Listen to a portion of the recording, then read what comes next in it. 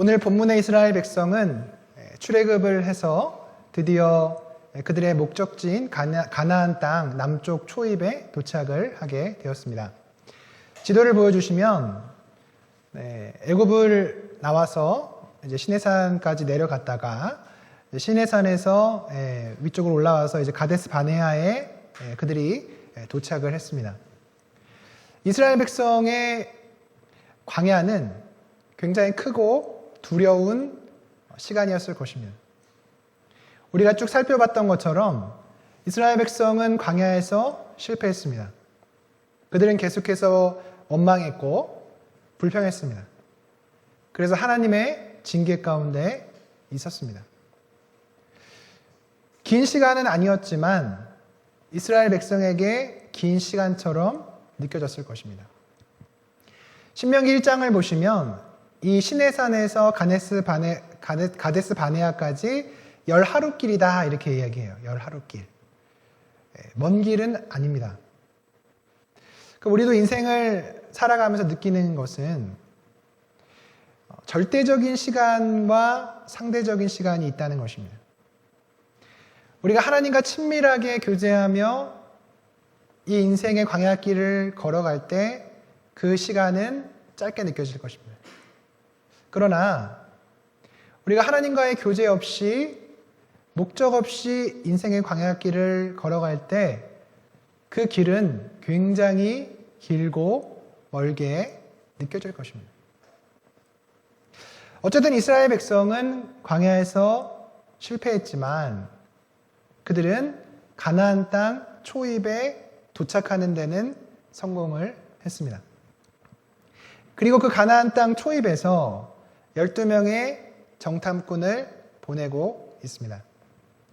그런데 민수기 13장을 보면 12명의 정탐꾼을 보내는 그 모습이 조금은 미심쩍습니다. 물론 성경을 보면 정탐꾼을 보내는 장면이 여러 군데 등장합니다. 우리가 잘 아는 정탐꾼 생각해 보면 여호수아 2장에 여호수아가 2명의 정탐꾼을 보내서 기생 라합을 만나죠. 그리고 이 라합이 2명의 정탐꾼을 숨겨줍니다. 이 사건으로 말미암아서 기생 라합이 구원을 받는 좋은 정탐 스토리도 있죠. 그런데 오늘 우리가 읽은 이 12명의 정탐꾼 스토리는 그렇게 좋은 스토리가 아니었습니다. 민수기 13장의 병행 본문인 신명기 1장을 가보면 오늘 민수기 13장에 나타나지 않았던 내용들이 등장을 해요. 그리고 오늘 민수기 지금까지 광야를 쭉 오면서 우리가 봤던 장면은 여호와 하나님이 이스라엘의 정탐꾼이었습니다. 그들은 정탐을 하면서 광야를 진군한 것이 아니고 하나님께서 미리 앞서 가시며 그들을 인도해 내셨습니다.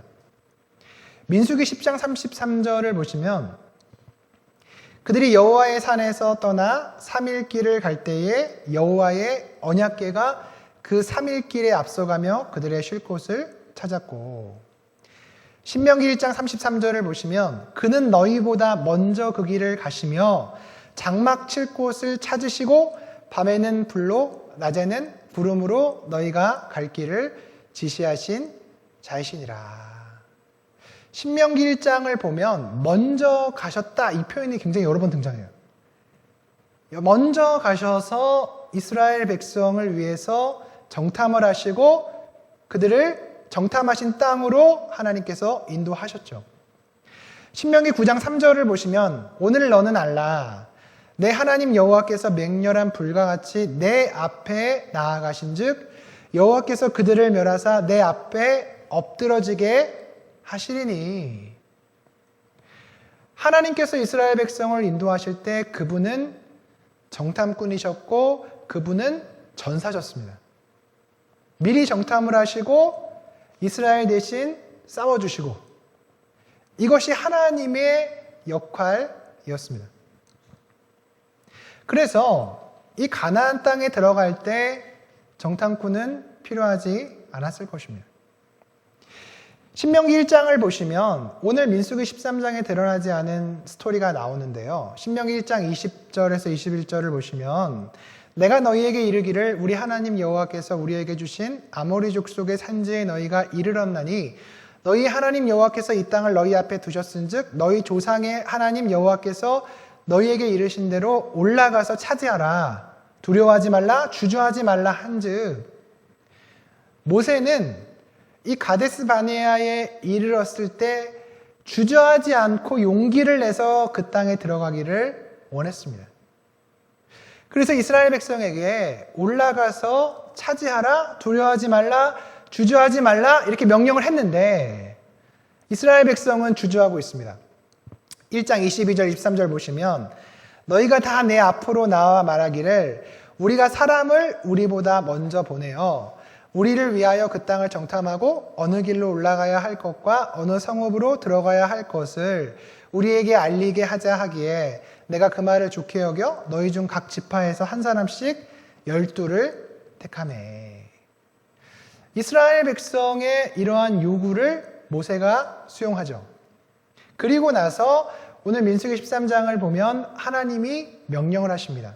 아마도 이 사이에 모세가 백성들의 의견을 하나님께 전달했을 것입니다.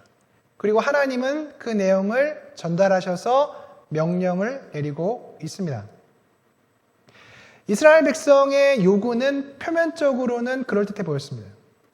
어느 길로 갈지, 어느 성읍으로 들어갈지 우리가 알고 가는 것이 좋습니다. 그들의 의견은 표면적으로는 좋았지만 그들의 진심과 내심은 정말로 그 땅에 들어가기를 주저하고 있었던 것 같습니다. 지도를 보시면 오늘 본문에서 나온 그 정탐한 땅의 루트가 보여주고 있습니다. 밑에 이 신광야에서 위로 쭉 올라가서 하맛 어기까지, 르홉까지 그들은 40일 동안 12명의 정탐꾼을 보내서 정탐을 하게 하죠. 그런데 오늘 본문에서 여러분이 조금 더 눈여겨봐야 할 곳이 있는데 그것이 바로 헤브론입니다. 저 파란색 동그라미 안에 이제 헤브론이 있습니다. 그 헤브론에 대한 얘기가 많이 나와요. 그래서 오늘 본문에 보면 이 헤브론은 애굽에 있는 소안보다 7년이 먼저 생긴 도시다. 뭐 이런 얘기도 나오고요. 또 이 헤브론에 아이만과 세세와 달메가 살았다. 누가 살았는지도 나오고요.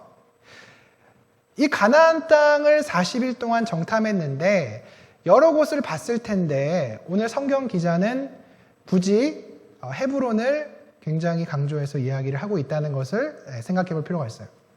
그리고 저 헤브론 옆에 보면 에스골 골짜기가 있습니다. 저기서 이제 포도를 따서 가지고 오죠. 다음 지도를 보여주시면 이 길로 이렇게 올라가는데 산등성이를 타고 올라갔으니까 밑에가 다 보였겠죠. 그 12명의 정탐꾼이 40일을 정탐을 하면서 무수히 많은 민족들을 보게 됩니다. 안타까운 것은 빈 땅이 없습니다. 그 땅을 차지한 족속들이 저렇게 많이 있습니다. 다음 지도를 보여주시면, 저렇게, 블레셋도 있고요. 아모리 족속도 있고, 헷 족속도 있고요. 브리스 족속도 있고요. 여러 족속들이 빽빽하게 이미 가나안 땅을 차지하고 있는 것을 그들이 보았습니다. 그리고 돌아와서 그 보고 내용을 말하고 있죠. 그럼 제가 아까 말씀드렸던 이 헤브론, 오늘 본문에서 굳이 등장시키면서 자세히 말하고 있는 이 헤브론은 가나안 땅을 들어가는 이스라엘 백성에게 굉장히 중요한 지역이었습니다. 왜냐하면 이 헤브론은 하나님께서 아브라함에게 이 가나안 땅을 주겠다고 약속하신 그 장소였어요. 창세기 13장 14절 18절을 보시면 너 있는 곳에서 북쪽과 남쪽 그리고 동쪽과 서쪽을 바라보라. 보이는 땅을 내가 너와 내 자손에게 주리니 아브라함이 장막을 옮겨 헤브론에 있는 마므리 상수리 수풀에 이르러 거주하며 거기서 여호와를 위하여 제단을 쌓더라. 가나안 땅에 들어온 아브라함에게 내가 이 땅을 동서남북을 네가 봐라. 지금 창세기 13장 앞부분에 어떤 내용이 있습니까? 롯이 소돔과 고모라로 떠나잖아요. 그죠? 그리고 나서 하나님께서 동서남북을 보여주시면서 이 땅을 너와 내 자손에게 주겠다. 그 약속을 첫 번째 했던 장소가 바로 이 헤브론입니다. 그리고 창세기 23장을 보시면 아브라함의 아내 사라가 죽었을 때 이 사라를 장사하기 위해서 막벨라 굴을 사죠. 상당한 값을 치르고 막벨라 굴을 사는데 이 막벨라 굴이 바로 이 헤브론에 있습니다. 그래서 창세기 23장 여러분 쭉 읽어보시면 굴 하나 사는데 뭐 이렇게 장황하게 구체적으로 이 내용들을 기록했을까 싶지만 아브라함이 이 헤브론에 있는 막벨라 굴을 사는 것은 굉장히 큰 영적인 의미가 있었던 것입니다. 마므레 앞 막벨라에 있는 에브론의 밭, 곧 그 밭과 거기에 속한 굴과 그 밭과 그 주위에 둘린 모든 나무가 성문에 들어온 모든 헷 족속이 보는 데서 아브라함의 소유로 확정된지라. 가나안 땅 마므레 앞 막벨라 밭 굴에 장사하였더라. 마므레는 곧 헤브론이라. 이와 같이 그 밭과 거기에 속한 굴이 헷 족속으로부터 아브라함이 매장할 소유지로 확정되었더라. 창세기 23장은 부동산 계약서였습니다. 확실한 증인들 앞에서 돈이 지불되었고 이것이 확증되었다는 얘기를 끊임없이 하고 있어요. 그래서 재밌게 보면은 굴도 나오고 밭도 나오고 나무도 나오고 이것이 아브라함이 상당한 대가를 치르고 산 곳이라고 하는 것을 창세기 23장에 이야기하고 있습니다. 바로 그 헤브론이 오늘 이 40일의 정탐 가운데 두드러지게 등장하고 있는 그 땅입니다. 12명의 정탐꾼은 이 가나안 땅을 정탐을 했습니다. 남쪽 끝에서 북쪽 끝까지 쭉 정탐을 했습니다. 그런데 그 정탐 기간 중에 정말 그들의 간담을 서늘케 하는 곳이 있었는데 그곳은 바로 헤브론이었습니다. 왜냐하면 그 헤브론에는 아낙 자손이 살고 있었기 때문이죠. 이 아낙 자손은 거인이었습니다. 그들은 네피림이었습니다. 그곳에 딱 가보니까 상대할 수 없는 그 거인 족속이 자리를 차지하고 있는 것입니다.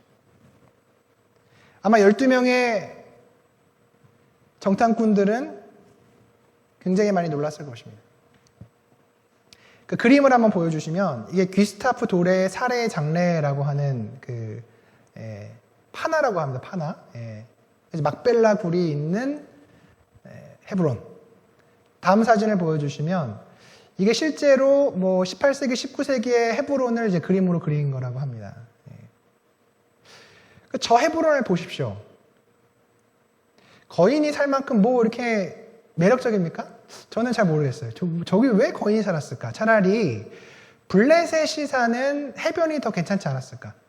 평야가 괜찮지 않았을까? 근데 저 땅에 아낙 자손이 살고 있죠. 그래서 여호수아 14장에 보면 갈렙이 이 산지를 내게 주소서, 우리가 너무나 잘 아는 그죠? 이 산지, 그 산지에 그 아낙 자손이 살았다는 것입니다. 12명의 정탐꾼이 40일의 정탐을 끝내고 돌아와서 보고를 합니다. 그런데 처음에는 12명이 한 마음으로 이 가나안에 올라갔는데 이 가나안을 내려올 때 그들은 한 마음이 아니었습니다. 두 가지 마음으로 갈라졌습니다. 그리고 두 개의 보고서를 제출하게 됩니다. 한 개의 보고서는 잡아먹힌다 보고서입니다. 절대 우리는 이길 수 없다. 그들이 우리를 잡아먹을 것이다. 한 개의 보고서는 그렇게 보고가 되어 있고 또 한 개의 보고서는 잡아먹는다 보고서입니다. 우리는 능히 이길 수 있다. 그들은 우리의 먹이다. 그 땅을 올라가서 취하자. 이렇게 두 개의 보고서로 갈라지게 되죠. 첫 번째 잡아먹힌다라는 보고서는 두 개의 보고서는 공통점도 있었습니다. 공통점은 뭐냐면 과연 이 땅은 젖과 꿀이 흐르는 땅이라는 거예요. 그리고 좋은 땅이라는 것입니다. 다음 그림을 보여주시면 에스골 골짜기에서 포도를 따오는 장면을 니콜라 푸생이 그린 그림인데요. 저렇게 컸다는 거죠. 그 땅이 비옥하기 때문에 포도가 사람이 혼자 못 들 정도로 저렇게 막대기에 끼해서 두 사람이 들 정도로 비옥하고 좋은 땅이었다는 것입니다. 그들은 이 부분에 대해서는 똑같이 보고를 하죠. 그런데 그 다음에는 엇갈린 보고를 하게 됩니다. 그러면서 잡아먹힌다라고 말하는 이 10명의 정탐꾼의 보고는 28절을 보시면 그 땅 거주민은 강하고 성읍은 견고하고 힘이 크다.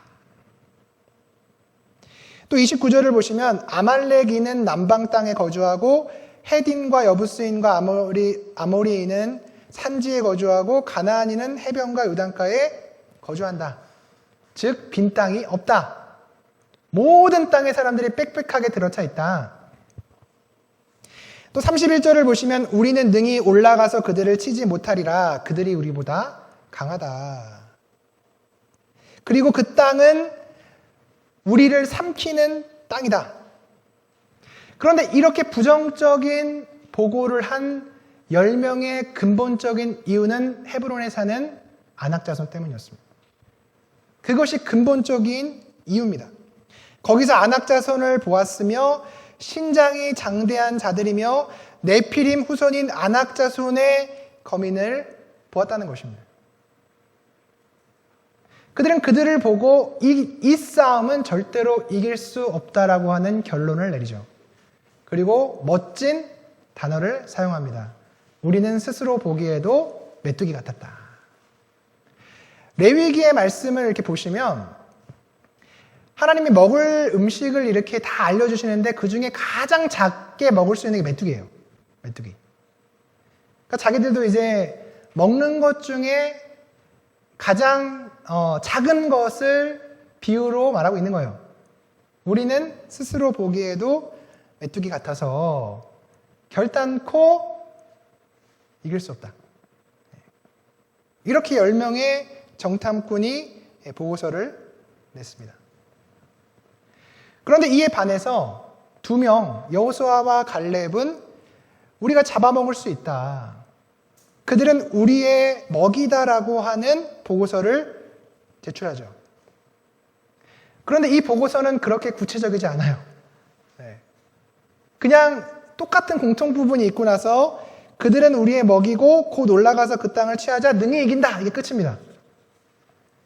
2개의 보고서가 이렇게 쫙 올라왔는데 이스라엘 회중이 그 보고서를 보고 어떤 보고서를 택하냐면 놀랍지 않게도 우리는 먹힌다.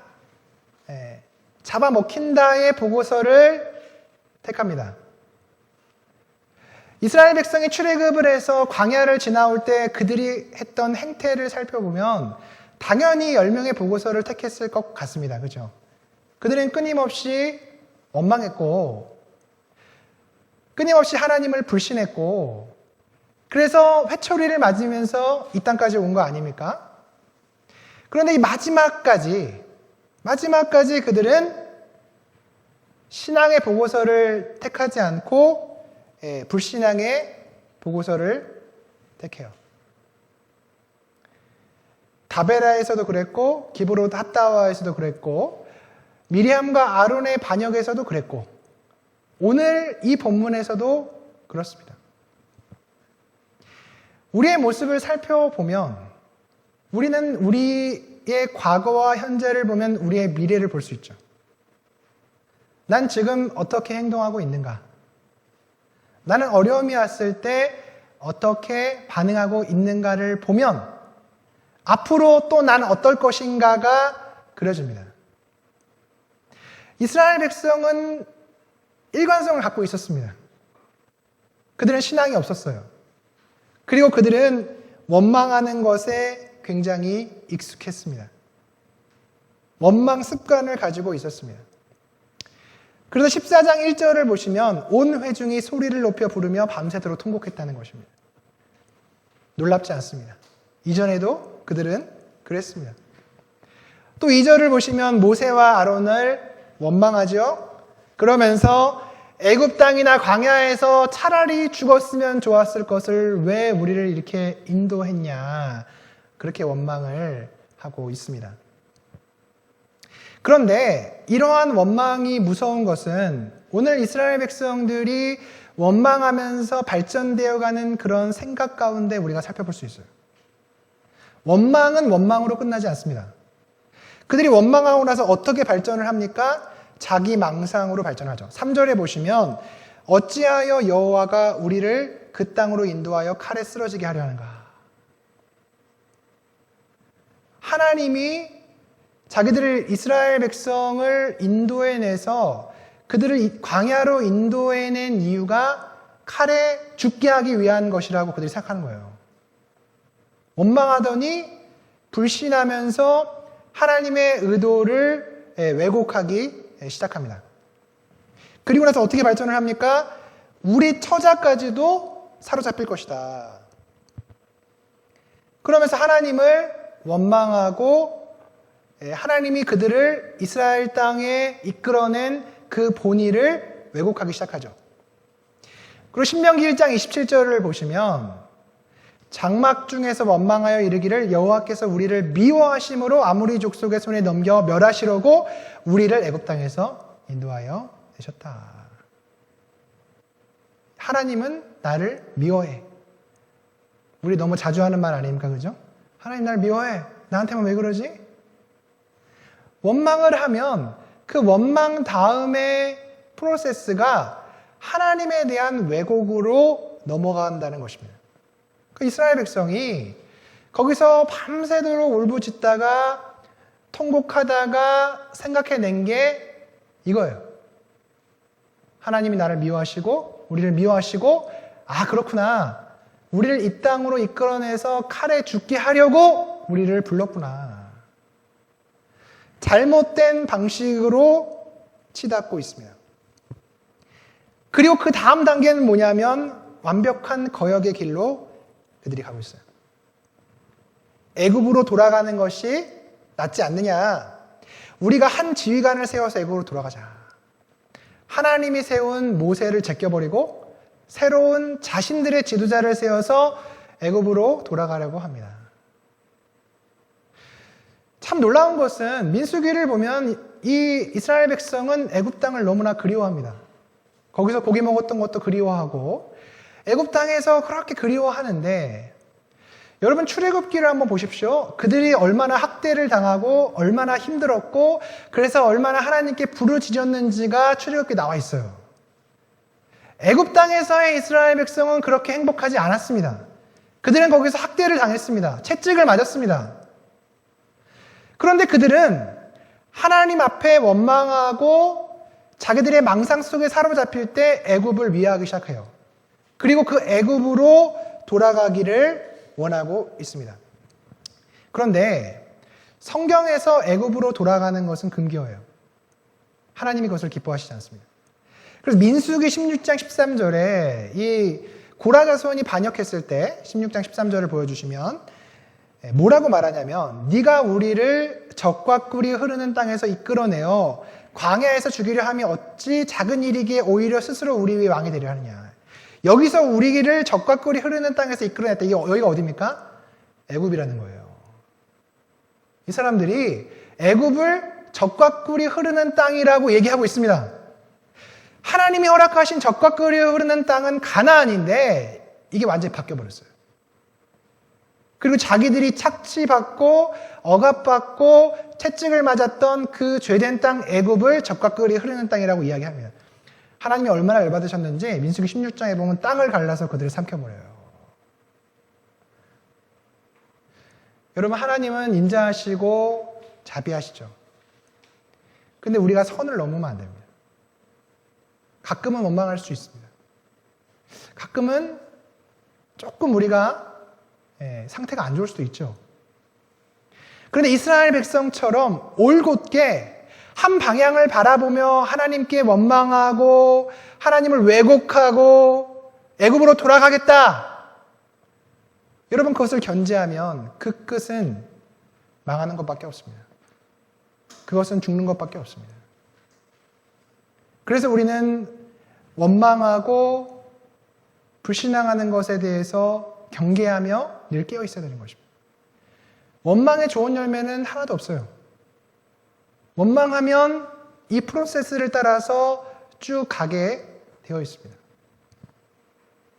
이스라엘 백성은 이렇게 잡아먹힌다의 보고서에 완전히 함몰되어서 자기 나름의 소설과 각본을 쓰면서 하나님을 원망하고 있죠.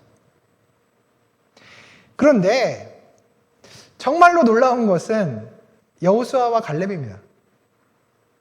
이스라엘 백성이 이렇게 행동하는 그런 모습에 나름의 설득력이 있죠.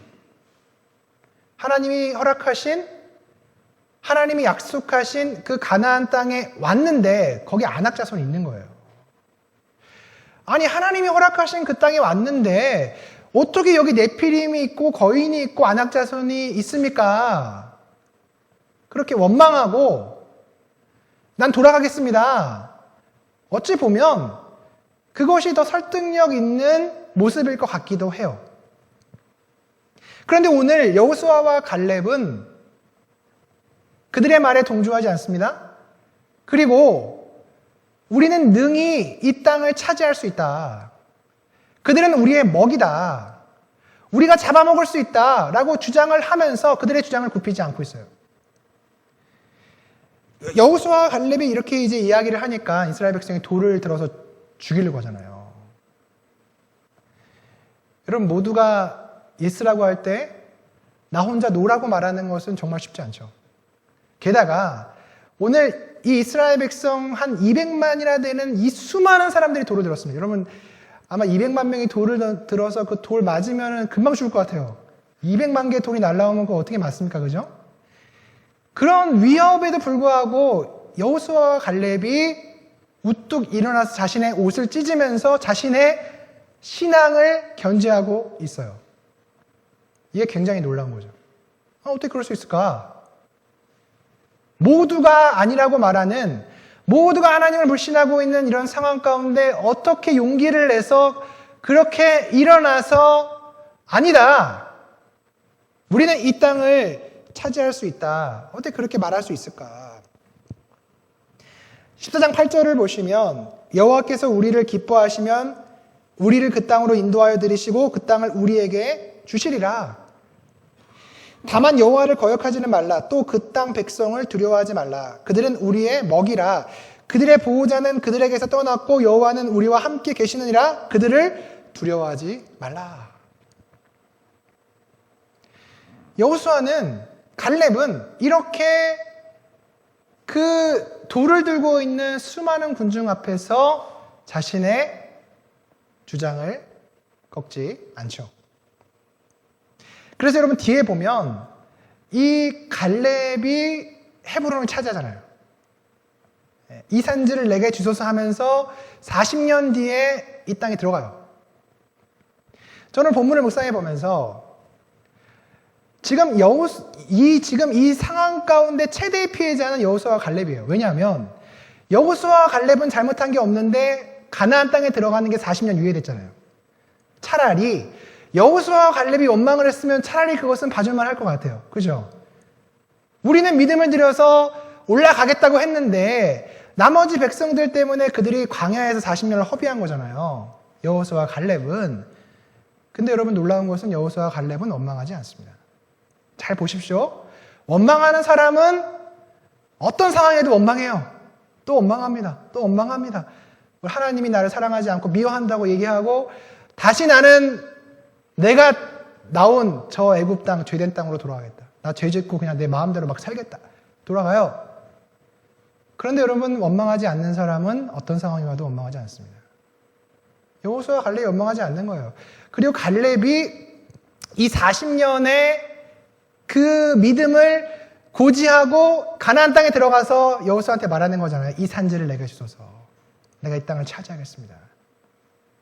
그래서 여러분 여호수아서나 그 뒤에 보면 갈렙이 헤브론 땅 차지하는 내용이 굉장히 많이 나와요. 굉장히 많이 나와요. 그리고 하나님이 이 갈렙을 굉장히 이뻐하십니다. 그래서 오늘 14장 읽지 않았지만 뒤에 이제 모세와 하나님의 대화 가운데 보면 하나님 뭐라 말씀하시냐면 내 종 갈렙 이렇게 말해요. 갑자기 내 종 갈렙. 하나님 엄청 마음에 든 거예요. 이 갈렙이. 여호수아서를 보시면 여호수아서 그 앞에를 보면은 여호수아가 어떻게 나오냐면 눈의 아들 여호수아로 나와요. 계속. 그러다가 마지막에 여호수아서 뒤에 가면 죽기 전에 여호와의 종 여호수아로 나와요. 여호수아는 하나님의 종 타이틀을 얻는데 굉장히 오래 걸렸습니다. 여호수아 마지막 가야 여호와의 종 여호수아가 죽었다 이렇게 나오는데 하나님이 갈렙이 얼마나 마음에 들었는지 갑자기 14장에서 내 종 갈렙이다 하면서 이 갈렙을 마음에 들어 하시죠. 그리고 이 갈렙을 그 뒤에서 계속해서 회자하는 다음을 여기 보시면 민수기 14장 24절에 보시면 앞에 다시 보여주세요. 앞에 다시 보시면 내 종 갈렙은 그 마음이 그들과 달랐다. 그 영어를 보시면 different spirit이에요. 스피릿이 달라요. 이 갈렙은 하나님의 영이 있는 그런 사람인 거예요. 그리고 계속 갈렙을 얘기하는데 다음을 보여주시면 개역개정 성경은 번역이 조금씩 달라요. 따랐다, 순종했다, 충성했다. 근데 영어 성경은 똑같습니다. 온전히 따랐다는 거예요. follow fully예요. 온전히 여호와를 따랐다는 것입니다. 오늘 이스라엘 백성과 이 갈렙의 모습을 보면 이 이스라엘 백성도 하나님의 인도하심을 따라 온 거예요. 원망도 했고 불평도 했고 했지만 여기까지 온 거예요. 그런데 문제는 뭐냐면 마지막에 이 땅에 믿음으로 들어가야 되는데 못 들어가는 거예요. 우리도 하나님을 알죠. 하나님의 인도하심을 따라가죠. 사람마다 차이는 있겠지만 어떤 사람은 잘 따라가고 어떤 사람은 원망하고 불평하면서 따라가고 하여튼 다 따라가는데 문제는 뭐냐면 온전하게 그분을 따라서 마지막에 마침표를 찍어야 되는데 그 마침표를 못 찍는다는 것입니다. 저는 오늘 본문을 이렇게 묵상하면서 제가 너무 좋았어요. 저한테 적용할 게 너무 많아서 너무 좋았는데 좀 걱정이 됐던 거는 제가 너무 좋으면 또 설교할 때 은혜를 못 받으시더라고요. 그래서 그건 걱정이 되긴 하는데 제가 오늘 정말 좋았던 건 뭐냐면 말씀을 보면서 제가 계속해서 그 질문을 던졌습니다. 왜 헤브론에 아낙 자손이 있냐는 거예요. 왜? 아까 제가 말씀드린 것처럼 헤브론은 정말 중요한 땅이잖아요. 하나님이 아브라함과 약속했던 그 땅이잖아요. 막벨라 굴이 있는 그 땅이잖아요. 그러면 그 땅은 반드시 차지해야 돼요. 다른 땅은 그냥 두더라도 헤브론은 반드시 차지해야 하나님의 언약이 이루어지는 거예요. 그런데 왜 그 땅에 네피림인 아낙 자손이 있냐는 것입니다. 그럼 하나님이 이스라엘 백성이 이 땅을 찾아서 올 때 그들을 치워주시면 되잖아요. 제가 아까 그림 보여드렸지만 그게 좋은 땅도 아니에요. 산지예요, 그냥. 좋은 땅도 아닙니다. 너무 좋은 땅이어서 가장 강력하고 센 놈들이 거기를 차지했다라고 하면 이해가 되는데 그게 좋은 땅도 아니에요. 근데 거기 아낙 자손이 있는 거예요. 그리고 이 12명의 정탐꾼이 갔을 때 정탐의 결과가 나눠진 결정적인 이유가 이 헤브론의 아낙 자손 아닙니까? 헤브론의 아낙 자손이 없었다면 12명의 정탐꾼의 보고 내용이 같았을 수도 있습니다. 비록 그들이 강하지만 우리가 한번 해볼 만하다. 한번 해보자. 믿음이 별로 없지만 한번 해보자. 그랬을 가능성도 있습니다. 그런데 헤브론에 가니까 이길 수 없는 상대가 있는 거예요. 여러분, 이길 수 없는 상대. 어떻게 해볼 도리가 없는. 제가 미국에 그 선교대회가 있어서 한번 갔었는데 아무 생각 없이 밤 11시에 제가 지하철 탔어요. 지하철 탔는데 흑인이 다 탔더라고요. 백인이 하나도 없어요. 그래서 전 처음에 그걸 몰랐는데 그 시간에는 백인이나 아시아 사람들은 지하철 안 탄대요. 거기 타는 거는 자살행위다. 그래서 제가 딱 탔는데 흑인들이 다 저를 쳐다보기 시작했어요. 저 아시아인은 왜 이 시간에 이걸 탔느냐. 미시시피 강, 저기 세인트루이스에서 그걸 했는데 미시시피 강을 중심으로 해서 동부와 서부 나누는데 서부는 잘 살아요. 동부는 못 살아요. 그래서 흑인들이 살고 백인들이 사는데 그 컨퍼런스 룸이 미시시피 강을 지나서 두 정거장이 있는 이 서부에 있었어요. 근데 좀 싼 호텔 얻는다고 저는 동부에 얻었어요. 그 지하철 타고 동부로 가야 되는 거죠. 밤마다 이제 끝나면 동부로 가는데 흑인들이 그냥 타서 저를 쳐다봐요. 그래서 저는 처음에 왜 나를 이렇게 쳐다볼까? 아시아인에서 그런가? 그런데 알고 보니까 제가 돌아오니까 이제 미국에서 살다 오신 목사님이 하나님이 살리셨습니다. 그 총알 맞은 게 이상하다. 여기 내려서 그 호텔까지 또 걸어가야 돼요. 아무것도 없어 그냥 걸어가고 그랬는데 제가 그때 느꼈던 게 흑인을 딱 봐가 아 이거는 어떻게 해볼 도리가 없다. 싸움만 이렇게 뭐 사람 그걸 어떻게 좀 해볼 수 있겠다 이런 사람 있잖아요. 우리끼리는 어떻게 하면 때리고 도망가고 뭐 이런 게 있잖아요. 흑인은 어떻게 해볼 도리가 없어요.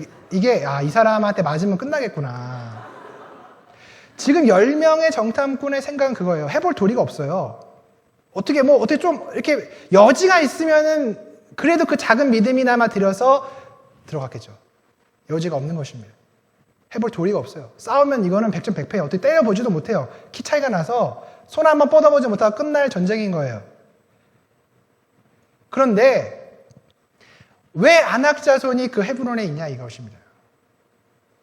여러분 잘 생각해 보십시오. 아낙 자손이 거기 없으면 이스라엘 백성이 그 땅에 들어가는데 믿음은 필요하지 않습니다. 믿음은 필요 없는 거예요. 그냥 들어가면 되는 것입니다. 그런데 아낙 자손이 있기 때문에 믿음이 필요한 거예요. 이것이 하나님의 마지막 시험 문제였던 것입니다. 그들이 가나안 땅을 들어가는데 그냥 들어가는 것이 아닙니다. 믿음으로 그 땅을 들어가야 되는데 마지막 시험 문제인 거예요. 이 아낙 자손이. 근데 아낙 자손을 보니까 어째 해볼 도리가 없잖아요. 다 나갔다 줬습니다. 그런데 여호수아와 갈렙이 믿음으로 그것을 깨뜨려 본 거예요. 이게 마지막 시험이구나. 어차피 이 전쟁은 내가 하는 전쟁이 아니라 하나님이 하신 전쟁인데 내가 믿음으로 가면 이 땅을 차지할 수 있다. 그것을 견지하고 끝까지 팔로우풀리 한 것입니다. 갈렙은. 근데 제가 이 말씀을 보면서 은혜를 많이 받았던 것은 제가 늘 그랬더라고요. 하나님의 인도하심을 따라서 기도하면서 갔는데 가보니까 아낙 자손이 있어요. 거기. 제가 어떻게 했을까요? 이스라엘 백성하고 똑같이 했더라고요. 원망하고 하나님 살아계신가 나를 사랑하시나. 아니 분명한 확실한 근거를 가지고 응답을 가지고 가나안 땅에 갔는데 거기 아낙 자손이 있는 거예요. 울고 불고 신경질 나고 에이 신앙생활 안 해. 그랬던 거예요. 제가. 또 하나님이 나를 인도해서 가는데 아낙 자손이 또 있으니까 또 울고 불고 원망하고 안 해. 돌아가. 그게 저의 모습이었더라고요. 제가 너무 큰 은혜를 받았어요. 아낙 자손이 왜 거기 있는지를 갈렙처럼 꿰뚫어 봤으면 믿음으로 마지막 시험을 뚫고 지나가는 건데 그 마지막에서 못 뚫고 지나가는 거예요. 여러분 아낙 자손이 있으면 끝이 다다랐다는 증거입니다. 하나님의 말씀을 듣고 그분의 인도하심을 따라갔는데 거기 아낙 자손이 있어요. 그러면 여러분 그게 뭐예요? 하나님이 거기 두신 거잖아요. 우리의 믿음을 들여서 하나님을 의지해서 그것을 차지하라는 하나님의 마지막 명령인데 저는 번번이 그 앞에서 실패했던 거예요. 40년은 아니지만 또 헤맵니다. 또 헤매요. 헤매보니 별거 없어요. 또 열심히 해보자. 또 기도하고 하나님의 인도하심을 구해서 또 갑니다. 또 아낙 자손이 있어요. 또 원망해요. 또 방황해요. 우리의 인생이 그런 끊임없는 방황 가운데 쓰러져가는 그런 모습들이 얼마나 많은지 모르겠습니다. 여러분 하나님은 우리의 믿음을 드리시기를 원하십니다. 그래서 거기다 아낙 자손을 딱 하니 갖다 놓은 거예요. 아이만과 세세와 달메를 거기다 딱 갖다 놓은 거예요. 그 헤브론 땅에. 그래서 그것을 믿음으로 그들이 돌파하기를 하나님은 원하셨던 것입니다. 저는 우리 인생도 마찬가지라는 생각이 들어요. 우리는 고비 앞에서 번번이 실패합니다. 왜 그렇습니까? 마지막까지 그분을 못 따르는 거예요. 마지막까지 여호와 하나님을 신뢰하지 못하는 것입니다. 그래서 그 마지막 순간에 우리는 변절하고 원망하면서 우리 인생을 다시금 광야로, 다시금 애굽으로 돌아가면서 의미 없는 인생을 살아갈 때가 얼마나 많은지 모르겠습니다. 사랑하는 성도 여러분, 여러분이 지금 어디 계십니까? 여러분 안에, 여러분 앞에 혹시 안악자손이 있습니까? 여러분 끝이 멀지 않았습니다. 여러분이 정말 해야 될 것은 원망하며 우는 것이 아니고 그분의 말씀을 붙잡는 것입니다. 하나님께서 약속하신 그 땅을 하나님께서 차지하게 하실 것이라는 그 말씀을 붙드는 것입니다. 우리가 그 말씀을 붙들고 우리 모두가 그 약속의 땅 가나안에 들어가는 복된 하나님의 사람들이 다 되시기를 주님의 이름으로 축복합니다.